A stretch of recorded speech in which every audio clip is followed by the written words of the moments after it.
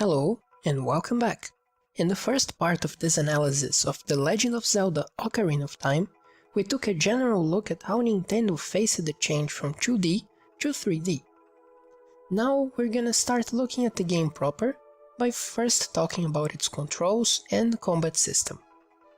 Ocarina of Time was developed using the same engine as Super Mario 64, an engine created to have a character with almost complete freedom of movement. Ocarina itself, though, is a game where movement is much more limited, but you can still see the seams of the Mario engine if you pay attention to it. One of the first important decisions taken while developing Ocarina was not to have a jump button, despite the 3D environment. Link jumps automatically when the player runs up to a ledge, something that was done to keep the game from turning into a platformer, certainly with the ultimate objective of differentiating it as much as possible from Mario 64. It would take almost 20 years for a console Zelda game to finally get a jump button, with Breath of the Wild. Thanks to the Mario engine, Link's jump feels very natural. Jump distance is defined by how fast Link is running when reaching the ledge, but the player has a limited amount of mid-air control. It is possible to slightly cut Link's mid-air momentum by pulling the directional back. One major difference Ocarina of Time has from previous entries is fall damage. It would be strange to have Link, who has no powers other than his courage, fall immense heights without hurting himself. This is another one of those situations where the gameplay has to follow the graphics, as both approach reality. Since A Link to the Past, Zelda was defined by giving Link a lot of interesting equipment, and Ocarina of Time certainly didn't falter in that department. 3 out of the 4 C buttons on the Nintendo 64 controller are used for equipment Link acquires on his journey, but that left precious little buttons for actually interacting with stuff. That is why, like A Link to the Past before it, but to a much greater extent, Ocarina of Time makes use of contextual actions. This is a pretty way of saying that the A button does different stuff depending on what Link is facing. Open doors or chests, talk to people, grab objects, push blocks, amongst others. With these contextual actions, Link ends up being much more versatile than he might initially appear to be. The lack of a jump button doesn't mean Link can't go over a fence, or the lack of a crouch button doesn't mean Link can't crawl through a hole. It seems like an obvious thing, especially today, but it was novel enough in 1998 that the developers felt the need to repeatedly explain to players what the action icon meant. Probably the most bizarre action Link can execute is rolling, by running and pressing said A button. While this is labeled as attack, it doesn't actually do any damage. You take damage if you run into enemies. The intended use of this strange action is either breaking crates or shaking trees for items, but it also has the side effect of being a faster way of moving around than simply running. It is not uncommon to see Link rolling around Hyrule Field as if he was some kind of hedgehog. It is incredibly immersion breaking and really annoying to keep pressing the A button repeatedly if you want to get somewhere as fast as possible. While rolling quickly became an iconic, if relatively useless part of the Zelda series, 2011's Skyward Sword finally added a dashing option to make Link run faster and limited all the rolling. Breath of the Wild finally put an end to that insanity and removed rolling from Link's core skillset. Link's main way of fighting Ganondorf's forces is, as usual, a sword and a shield. The B button uses the sword and the R button the shield, but there isn't much you can do without the Z targeting. It is the focal point of all the game's combat, and, as I've mentioned back in part 1, the single biggest innovation this game brought to the table.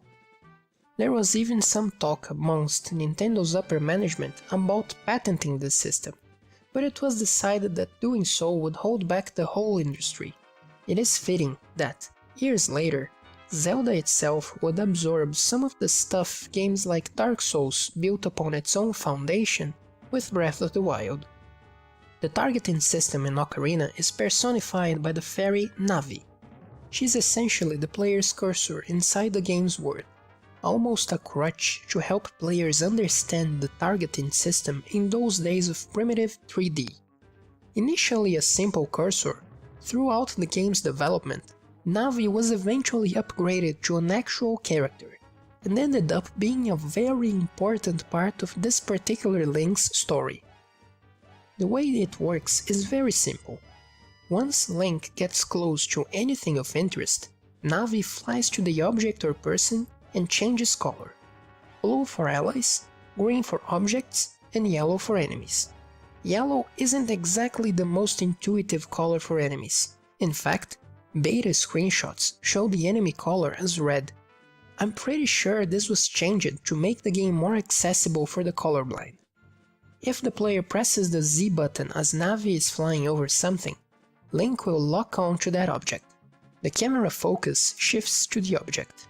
Black bars cover the top and bottom of the screen, focusing the action on Link and the targeted object. Link now moves as if in combat, sidestepping and always facing the target. The most awkward part of this early targeting system is how hard it is to let go. By default, Link locks on with a press of the Z button and lets go with another, but if there is more than one target in sight, that usually leads to awkwardly changing between targets as you try to run away. Luckily, in the options menu, you can change the targeting system to hold, meaning you have to hold the Z button to keep Link locked on, and switching is done by quickly releasing and pressing it again. When something like that is a toggleable option, 9 times out of 10, it is because the developers weren't sure about which option was better. In fact, starting from Wind Waker on the GameCube, all Zelda games changed to having the hold style targeting as default, eventually even dropping the alternative. Even with the hold targeting mode, the biggest problem with Ocarina's targeting is trying to switch between 2 or more targets. In this installment, this is not really a problem, as you usually have only one enemy focusing on Link at a time. This becomes problematic in later games though, particularly in Twilight Princess. This problem was later solved in 2 different ways by Dark Souls and Zelda itself. In Dark Souls, and also other recent third-person action games, the player can move the right analog stick, that wasn't a thing in the Nintendo 64, to freely change the focus between targeted enemies. Breath of the Wild improves the system of quickly releasing and pressing the target button again, hardwiring it to change targets. Personally, I think that Dark Souls has the superior solution, but that is to be expected from a game that focuses on combat to a much greater extent than Zelda. What is interesting about Ocarina's fighting system is how it is deeper than it has any need to be. While aiming, the direction Link swings the sword depends on the direction the player is holding the analog directional in relation to him. While not holding anything, Link does a vertical swing, but you can also do a left or right horizontal swing, or a stab. There is very little actual use for this, but it helps make the player feel closer to the character. The only situation where there is an actual advantage to using specific type of sword swings is when fighting probably the hardest enemy in the game, the Stalfos.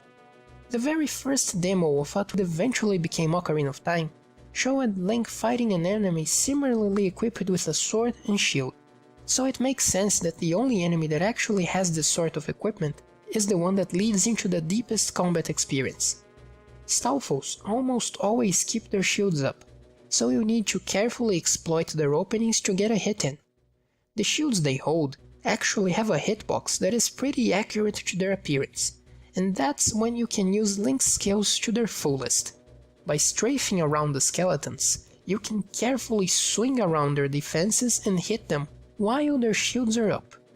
It certainly does help that Link is left-handed, meaning he holds his sword on the same side enemies hold their own swords, making it easier to get those hits in. One random fact: Link was traditionally left-handed in every game since the original Legend of Zelda. There is no information on why that's the case, although it might be because series creator Shigeru Miyamoto is supposedly mostly left-hand dominant himself. This only ended with the Wii games, which required Link to be right-handed to better reflect the right-handed Wii remote control. And Link continued to be right-handed in Breath of the Wild, despite the lack of motion controls. Other than sword slashes and the shield, Link is also very mobile while the player holds the Z button to aim. It is possible to jump both left and right and also do a backflip. Those are very useful for dodging, but it's not like Dark Souls where you have frames of invincibility. If you get hit, you get hit. Again though, there are very few enemies that take full advantage of Link's full skill set.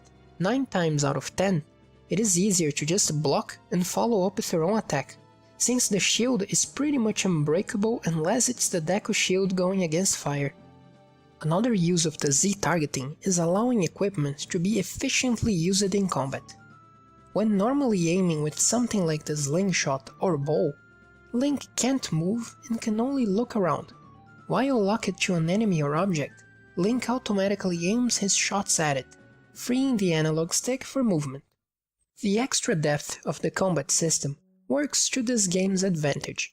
It feels surprisingly good to control the combat, even after almost 2 decades of evolution of the medium. There are, as usual, small details that help things to be more playable. For example, the reach of Link's sword is much longer than it should be, especially if you consider Child Link's miserably small Kokiri sword. Most enemies are also not very aggressive, spending quite a lot of time just staring at Link, and all attacks are very telegraphed. Enemies take turns fighting Link, keeping the game from being too hard and the limitations of the targeting system from being a problem too frequently. Finally, and probably the biggest reason this game feels good to control even today, everything is extremely responsive. Link moves around extremely fast in combat. Strafing backwards is an even faster way of moving around than rolling. Everything happens as soon as the player presses the button. Even attacking with a sword has no wind-up. Link snaps to the beginning of the attack animation as soon as the player presses the button, giving him immense advantage over Ganon's forces. Of course, making the player so powerful is not a system that works for every game. But combat difficulty is absolutely not a main focus of Ocarina of Time. Enemies are obstacles that create peaks in tension and make otherwise empty stretches of terrain into something interesting, but they have to share the playtime with the puzzles. Ocarina of Time marked a great evolution in the level at which the player could interact with the game's world, a step that wouldn't be repeated until Breath of the Wild. It was a turning point in how third-person 3D games worked, and its influence is felt to this day in many other games. Not everything was perfect, of course. The targeting system needed improvement, and the lack of a second analog stick limited the player's camera control and movement options. Considering the limitations of the Nintendo 64, however, it's remarkable how the developers were able to create a 3D game that feels good to play almost 20 years later, while many of its contemporaries simply feel incredibly archaic. And that is all for today. There is still more to come on Ocarina of Time, but next time we are leaving Nintendo games for a while and going to hell, so we can talk about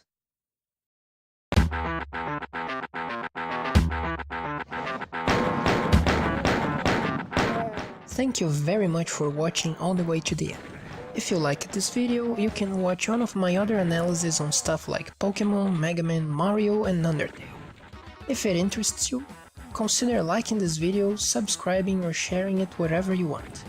Thank you again, and until next time.